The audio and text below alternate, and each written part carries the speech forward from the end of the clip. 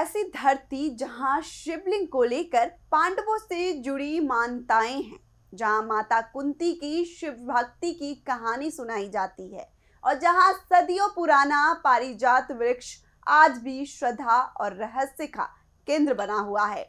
आखिर क्या है ये मान्यताएं और क्यों खास है बाराबंकी के ये शिव धाम, देखिए इस रिपोर्ट में। बाराबंकी के रामनगर में स्थित लोधेश्वर महादेव धाम। सावन आते ही यहाँ आस्था का सैलाब उमड़ पड़ता है। खासकर सावन के सोमवार को दूर दूर से श्रद्धालु भगवान शिव के दर्शन और जल अभिषेक के लिए यहाँ पहुंचते हैं। स्थानीय परंपरा में इस प्राचीन धाम का संबंध महाभारत काल से जोड़ा जाता है। मान्यता है कि यहाँ स्थापित शिवलिंग को पांडवों में से भीम लेकर आए थे। यही वजह है कि लोधेश्वर महादेव को लेकर श्रद्धालुओं में विशेष आस्था देखने को मिलती है। लोधेश्वर से करीब 7 किलोमीटर दूर स्थित है कुंतेश्वर महादेव मंदिर। नाम से ही इस मंदिर का संबंध माता कुंती से जोड़ा जाता है। स्थानीय मान्यता है कि यहाँ का शिवलिंग अर्जुन लेकर आए थे।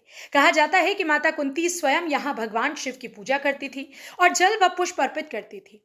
श्रद्धालुओं की मान्यता है कि मंदिर के कपाट खुलने पर शिवलिंग पर चढ़ा जल और पुष्प इसी आस्था से जुड़ी उस प्राचीन परंपरा की याद दिलाते हैं।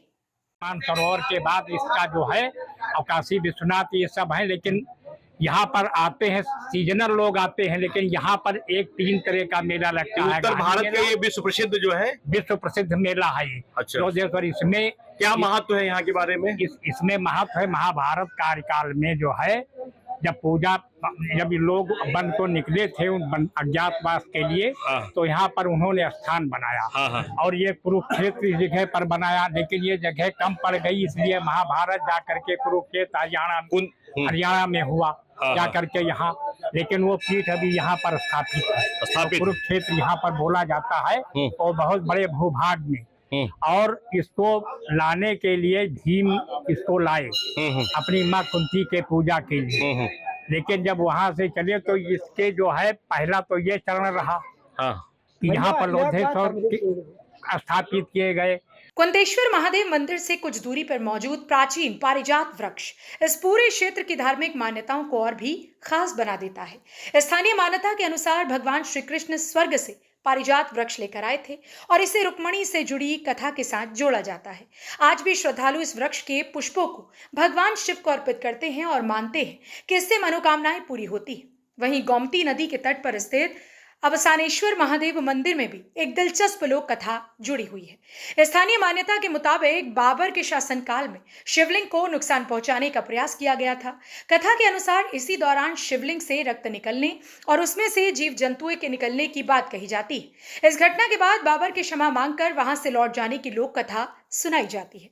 आज भी शिवलिंग पर मौजूद एक निशान को श्रद्धालु इसी प्राचीन कथा से जोड़कर देखते हैं।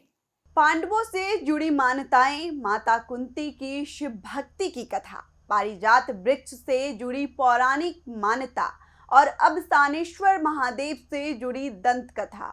इस मान्यताओं ने ऐतिहासिक प्रमाणों पर भले अलग अलग मत हो, लेकिन श्रद्धालुओं की आस्था आज भी इन प्राचीन धामों को विशेष पहचान देती है।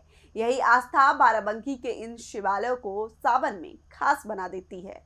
इस खबर में फिलहाल इतना ही। देखते रहिए यूपी की बात।